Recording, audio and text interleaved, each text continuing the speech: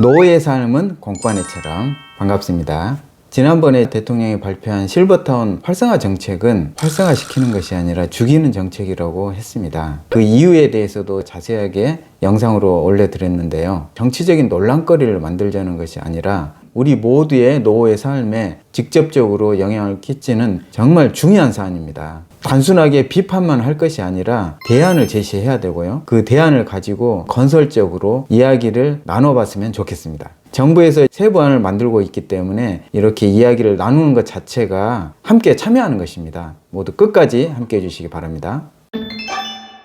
우리는 왜 이렇게 서로 편 나누기를 할까요? 저는 어느 편에 서 있지 않습니다. 이번 정권에서 실버타운을 활성화하겠다고 한 것 자체를 정말 칭찬해주고 싶습니다. 지금까지는 아예 실버타운에 대해서 논의조차도 하지 않았습니다. 이번 정부에 들어서는 실버타운을 활성화하겠다고 적극적으로 나서고 있거든요. 그런 내용에 대해서는 우리가 정말 칭찬을 해줘야 됩니다. 우리 모두가 시니어가 되고 있고 노후의 삶을 살아야 되는데 그전에는 전혀 대책이 없었습니다. 그런데 그런 대책을 세우겠다 이렇게 나선 것만 하더라도 큰 공이라고 생각합니다. 대통령은 모든 것을 알 수 없습니다. 외교, 국방, 경제, 사회 모든 내용들을 다 관장해야 되거든요. 이런 내용들은 실무자가 챙겨서 전달하는 것입니다. 그런데 대통령의 의도는 실버타운을 활성화시키겠다는 거잖아요. 이 내용은 실버타운을 활성화시킬 수가 없습니다. 이것은 밑에서 못 받쳐주는 겁니다. 무조건 비판도 하지 말라는 분들도 있으신데 정말 지지한다고 하면 비판도 할 수 있어야 된다고 생각합니다. 잘못돼 가고 있는 것을 내가 지지한다고 해서 무조건 잘했다고 하면 안 되죠. 큰 방향은 실버타운을 활성화하겠다는 거잖아요. 그런데 그 세부 안에서 가장 중요한 부분이 노인복지법의 근간을 흔들어 버리고 그러게 했을 경우에 실버타운이 절대 활성화되지 않는다는 겁니다. 그 내용을 좀 더 구체적으로 말씀드리도록 하겠습니다. 우리나라는 노인복지법이 있고요. 노인복지법에 노인복지시설에 대해서 구분을 해 놓았습니다. 노인주거복지시설, 노인의료복지시설, 노인여가복지시설. 그 중에서 가장 큰 틀은 노인주거복지시설과 노인의료복지시설입니다. 노인주거복지시설은 양로시설과 노인복지주택으로 이루어져 있고요. 노인의료복지시설은 노인요양시설과 노인요양공동생활가정입니다. 노인요양시설은 요양원을 말하고요.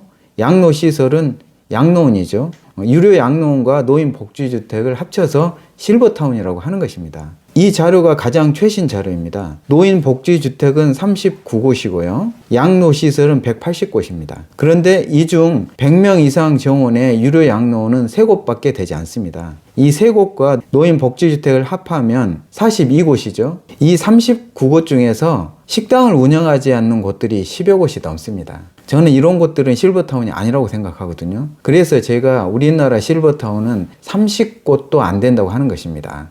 그런데 노인 의료복지시설은 6,000곳이 넘죠.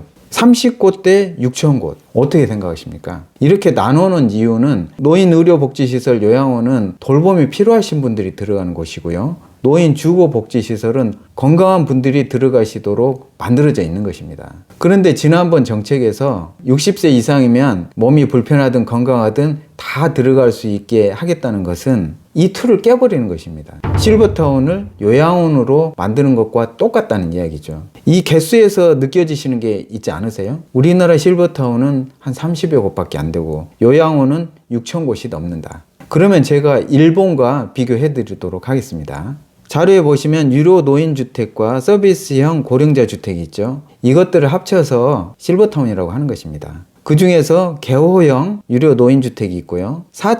4,241곳이 있습니다. 이 개호형 유료 노인주택은 실버타운 플러스 요양원입니다. 이제는 허가 내주지 않는 것입니다. 그 다음 주택형이 말 그대로 실버타운이죠. 우리나라 실버타운 개념으로 보시면 되고요. 서비스형 고령자 주택이 7,841곳이 있는데 개호형 유료 노인홈을 허가 안 내준 대신 서비스형 고령자 주택을 많이 만든 것입니다.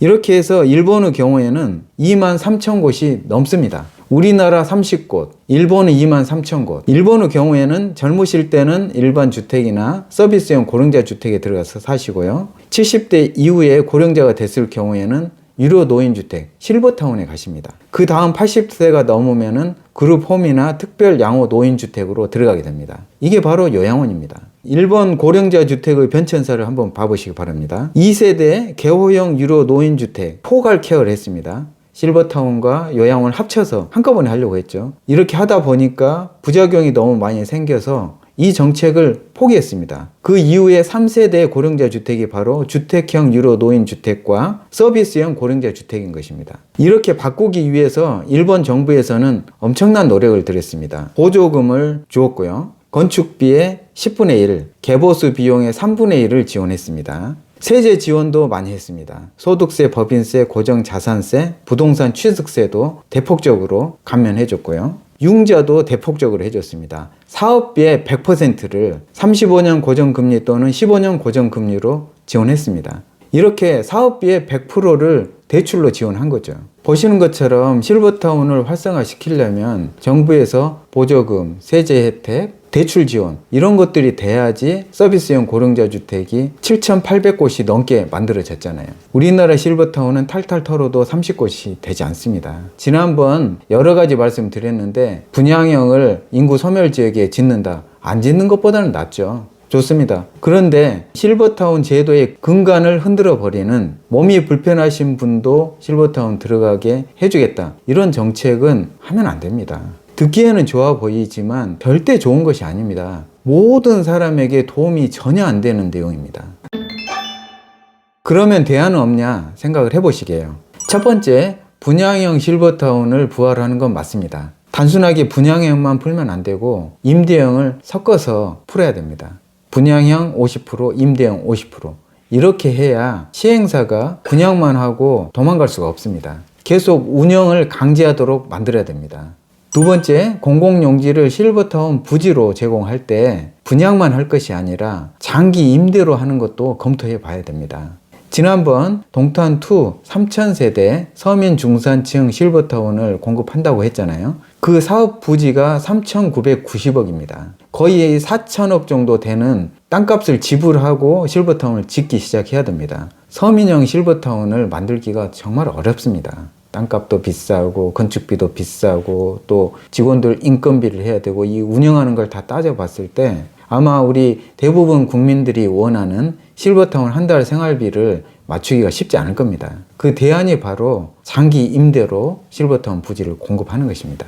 세 번째는 실버타운 건축 기금을 만들어야 됩니다. 프로젝트 파이낸싱, PF 대출 금리가 10%, 20%를 넘는 경우가 많다고 합니다. 그래서 실버타운 지으려고 하는 분들이 지금 사업을 뒤로 자꾸 미루고 있습니다. 국민연금 같은 연기금을 활용해서 일정 부분 기금을 조성합니다. 국민연금은 5년 평균 수익률 정도의 이자를 받으면 되죠. 그 기금을 통해서 실버타운을 정말 만들려고 하는 사람들에게 안정적인 대출을 해줄 수가 있게 됩니다. 그래야 실버타운을 많이 만들 수가 있죠. 지금처럼 PF 대출을 가지고 해서는 사업을 시행하기가 정말 어렵습니다. 네 번째, 실버타운을 만들고 운영하는데 세제 혜택을 적극적으로 고려해 봐야 됩니다. 제가 아까 일본의 사례를 말씀드렸는데 실버타운을 활성화하려면 이런 부분들까지 생각해야 되겠죠. 다섯 번째는 프리 실버타운을 만들어야 됩니다. 프리 실버타운은 실버타운은 아니지만 실버타운 역할을 할 수 있는 아파트나 오피스텔, 일반 주택을 말합니다. 99.9%가 실버타운을 들어가실 수 없기 때문에 99.9%가 살고 계신 주거지를 실버타운처럼 만드는 거죠.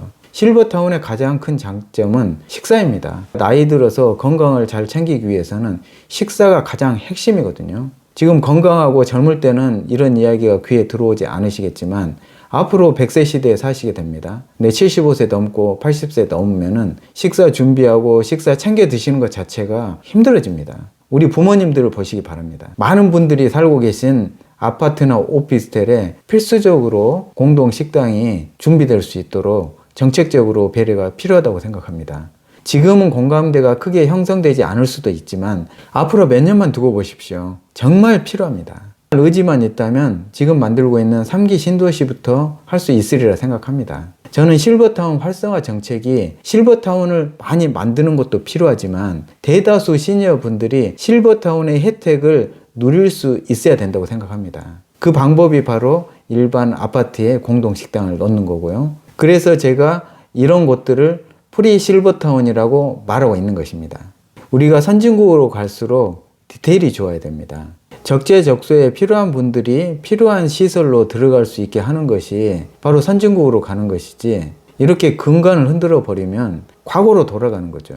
준비한 표를 한번 보시도록 하겠습니다. 요양원과 요양병원을 안 가거나 최대한 늦게 가는 것이 목표입니다. 이것이 바로 건강하게 노후를 보내는 것이죠. 평균적으로 707일을 요양원이나 요양병원에 있다 가십니다. 그분들 말씀이 죽기 전에 경험하는 지옥이라고 합니다. 이 요양원, 요양병원을 안 가기 위해서 건강한 주거지가 필요하다는 거죠. 몸이 불편하신 분들, 요양원에는 안 가도 될 정도, 그런 분들은 케어 실버타운에 모시면 됩니다. 그게 아니라 몸이 불편하신 분들이 실버타운에 들어가시게 되면 이게 다 그냥 요양원하고 똑같이 되는 거죠. 디테일은 없어지고 단순화됩니다. 그냥 요양원밖에 없는 나라가 되는 거죠. 몸이 불편하신 분들을 위해서는 케어 실버타운, 경제적으로 어려우신 분들께는 알뜰 실버타운, 가성비형 실버타운을 원하시는 분들에게는 심플 실버타운, 나는 실버타운보다는 일반 주거지에서 살고 싶다, 프리 실버타운. 프리 실버타운은 밥 주는 아파트를 말합니다. 실버타운은 아니지만 실버타운 역할을 할 수 있는 곳이기 때문에 프리 실버타운이라고 이름을 하는 것입니다. 이렇게 큰 틀 안에서 실버타운이 실버타운, 케어 실버타운, 케어 실버타운, 요양원, 요양원, 프리 실버타운, 알뜰 실버타운, 이 안에서 적재적소에 본인이 자신에게 맞는 곳을 갈 수 있도록 만들어야죠. 이것은 제가 생각한 대안이고요. 우리나라 머리 좋으신 분들이 많습니다. 그분들이 이 내용을 토대로 해서 보완을 해서 정말 우리 시니어분들이 건강한 노후를 보낼 수 있는 제대로 된 실버타운에 대한 정책이 만들어지기를 바랍니다. 오늘 제가 드린 실버타운에 대한 대안을 토대로 해서 건설적인 이야기를 나누는 장이 되었으면 좋겠습니다. 오늘도 끝까지 함께 해주셔서 감사드립니다.